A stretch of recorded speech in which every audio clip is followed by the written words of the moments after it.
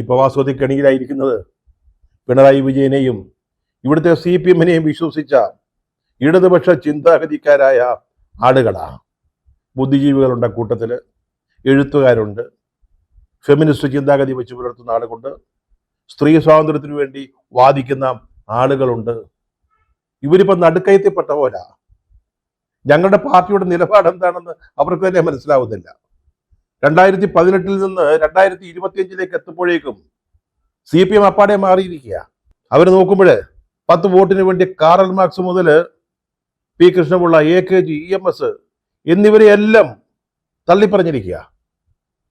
കോഴി കൂവും മുമ്പ് 3 വട്ടം തള്ളിപ്പറഞ്ഞിരിക്കുകയാണ്. ഇനി കാറൽ മാർക്സും വേണ്ട, ദാസ് ക്യാപിറ്റലും വേണ്ട. EMS-ഉം AKG-യും പി കൃഷ്ണപിള്ളയും ഒക്കെ ഒരു അരികിൽ ഇരിക്കട്ടെ. ഞങ്ങൾ അവർക്ക് വേണ്ടി ധാരാളം സ്മാരകങ്ങൾ ഉണ്ടാക്കിയിട്ടുണ്ടല്ലോ, അതുപോലെ അവർ തള്ളിപ്പറഞ്ഞിരിക്കുക. ശബരിമല സ്ത്രീ പ്രവേശനം സംഭവിക്കുമെന്നും അതുവഴി കേരളത്തിൽ വലിയ നവോത്ഥാനം ഉണ്ടാകുമെന്ന് കരുതിയിരുന്നവരായി ഇവരൊക്കെ.